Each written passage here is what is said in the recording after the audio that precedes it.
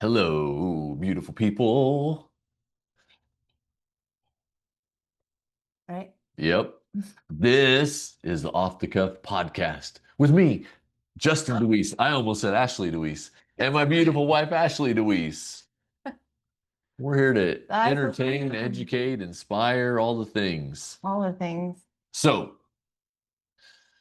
I think we've said this on this podcast before, but we do not have cable. Nope. As such, there are some interesting conversations that happen around the house. But before that, why not just expand a little bit? Why don't we have cable? Like, we haven't had cable for what, 10 years at least. Oh, yeah, easy. One of the best decisions we've ever made, because of a lot of reasons. Saves you money. You don't sit and mindlessly just veg out on the couch. Because let's be honest, when you got cable, you'll turn the TV on and you'll sit there and you'll hit that button until you find something that's quasi interesting, Oh, we and would then you'll just watch disappear. so much TV all the time Oh if we yeah, had cable. And let's be honest, like we're a movie family. And we I watch movies. I grew up like watching movies with my family, and particularly my dad, and that's kind of carried over into our family. So we've got Netflix and Disney. Don't think like we're Right. some sort of cave-dwelling troglodyte. Right, but we don't have TV. So our kids have to occupy themselves with other methods Right. than just TV. And so there's a lot of conversations that happen in the DeWeese household, and some of them get a little unusual. And that happened last night. It started off I showed Dax a reel of because he's big into fishing now. He's a fishing guy. Yeah.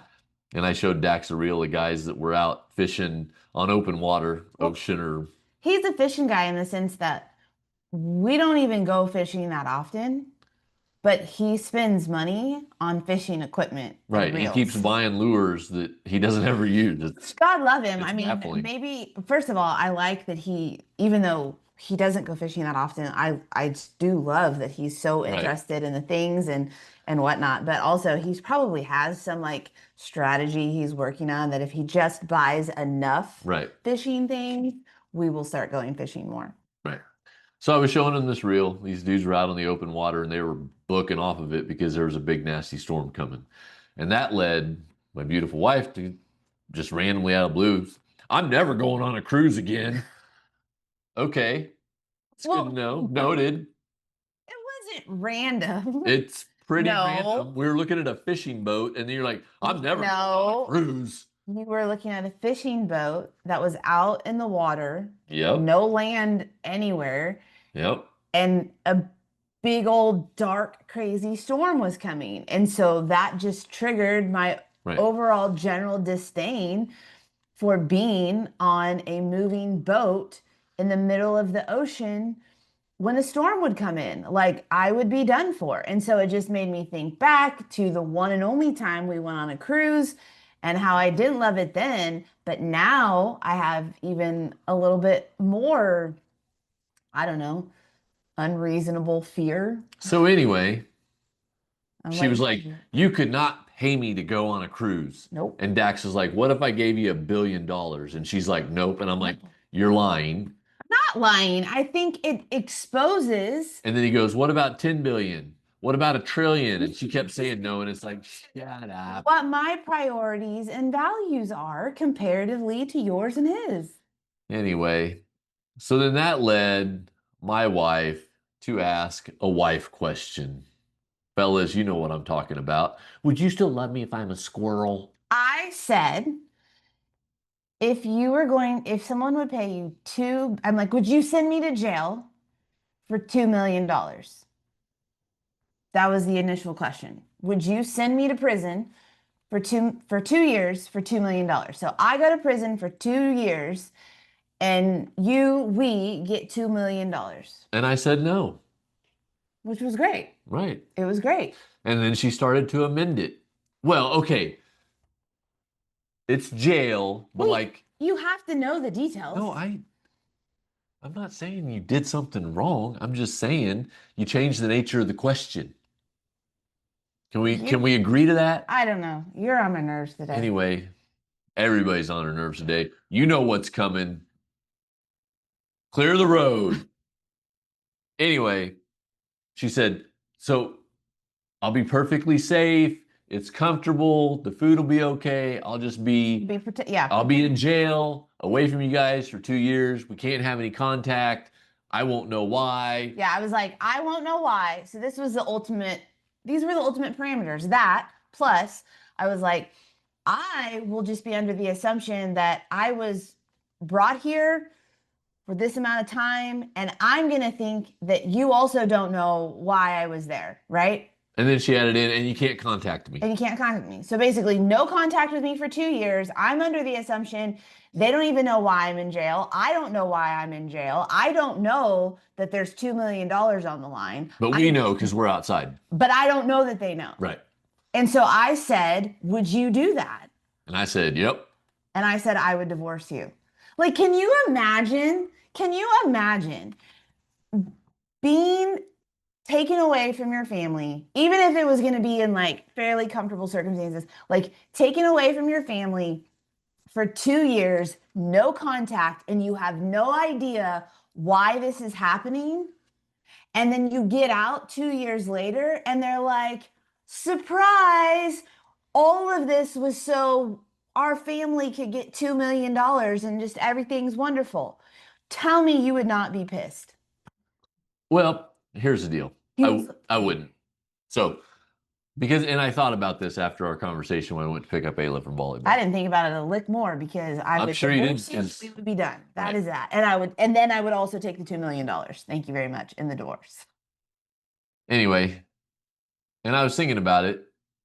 I told her like that's a trade-off I would make because we would be set for life after that. Like it's 2 years of your life. I understand that. I understand that.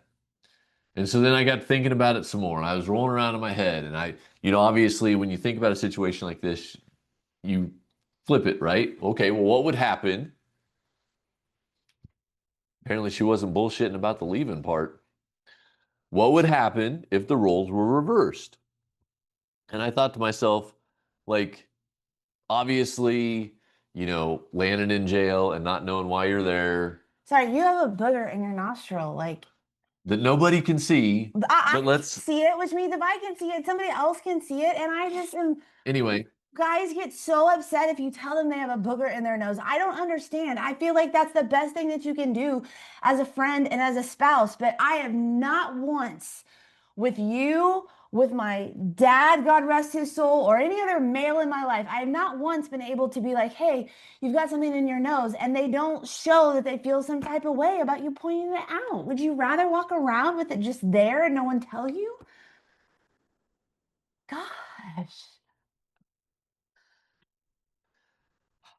Anyway,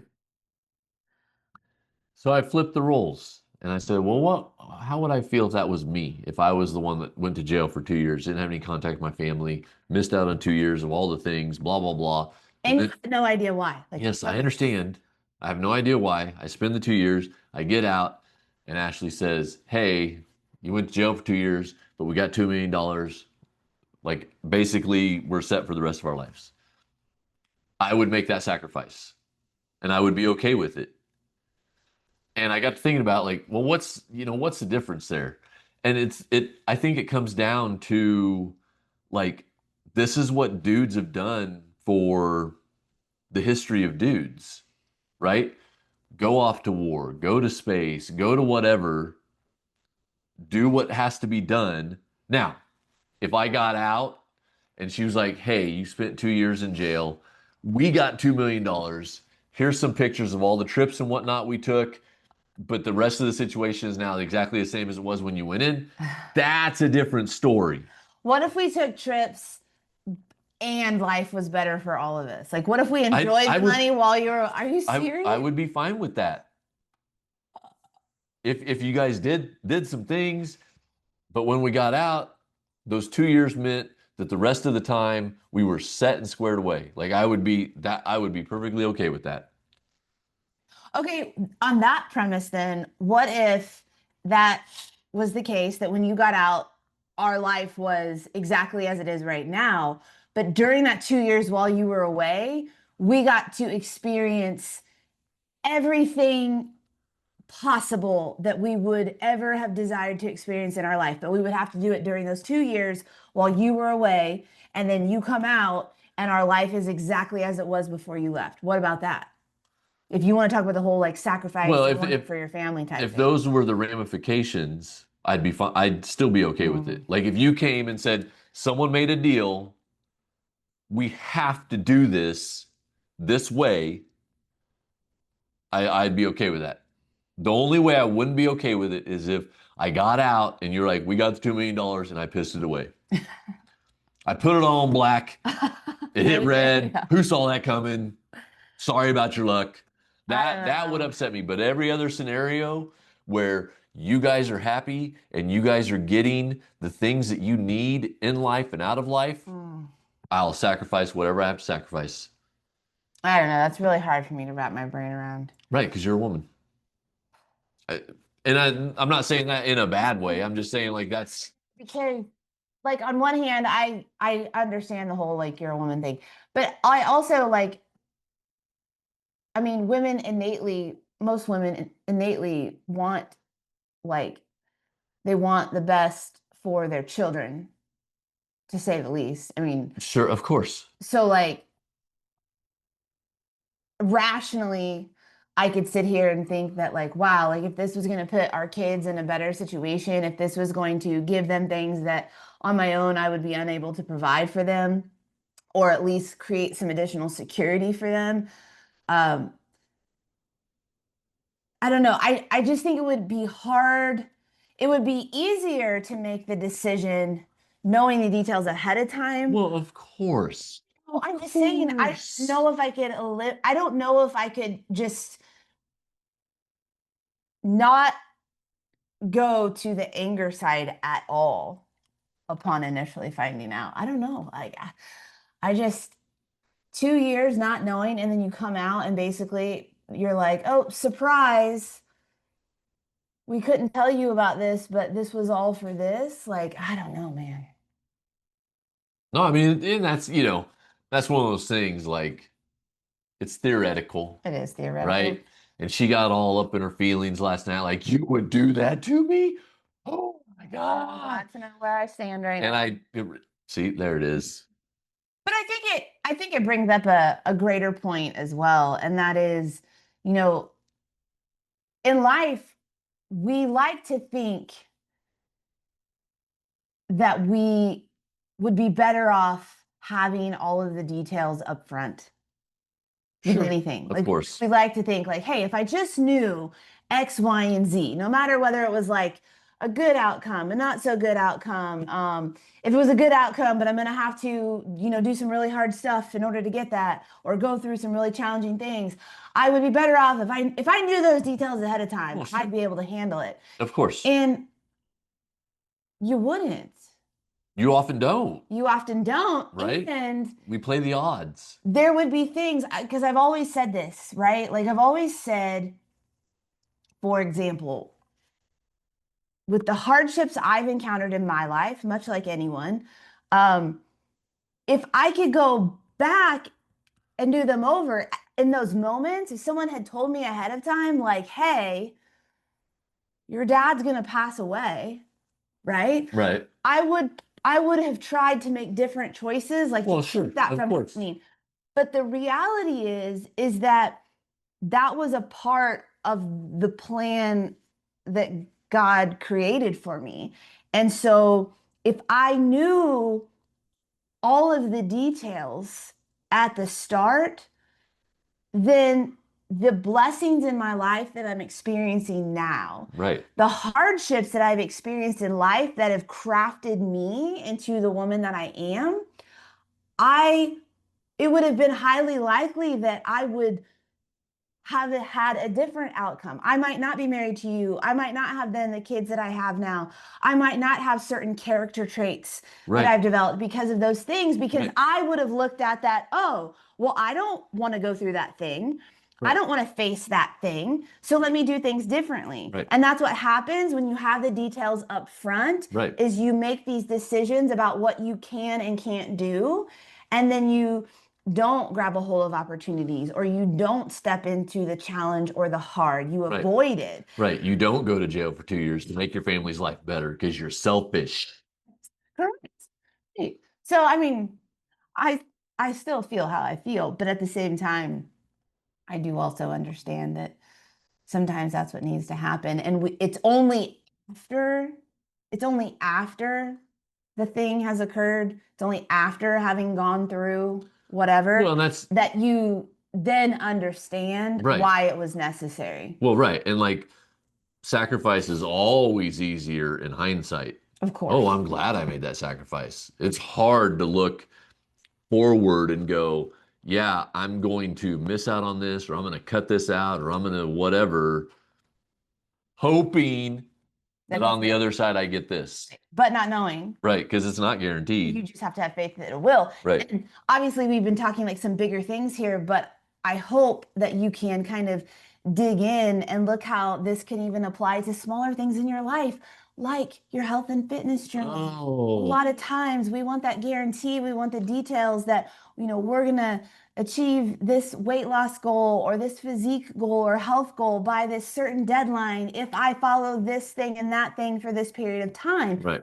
And the reality is, like, yes, you can say that if you do these things, it's going to be beneficial for you, but you're going to have to make sacrifices to do it. It's going to be hard at times for you to do it. And there's no guarantee when those particular results or outcomes will come. You have to have faith Right. that by making the commitment, by dealing with the challenges, by making the sacrifices and showing up consistently day after day after day, that it will ultimately be worth it. And I think what's important to know is that for something to be worth it, that doesn't necessarily equate to comfort or goodness or success Right. right away. Right. Because some of the goodness that comes from the sacrifice and whatnot uh, feels like pain. Right. You got to play the long game. You rhymed. See what you did there? So, anyways, hopefully you got something like made you think, made your brain start turning. Ask this to your significant other. See what they would say. And let us know. Just don't let us know if it starts a fight because I don't need that on my soul. So, we'll see you next week.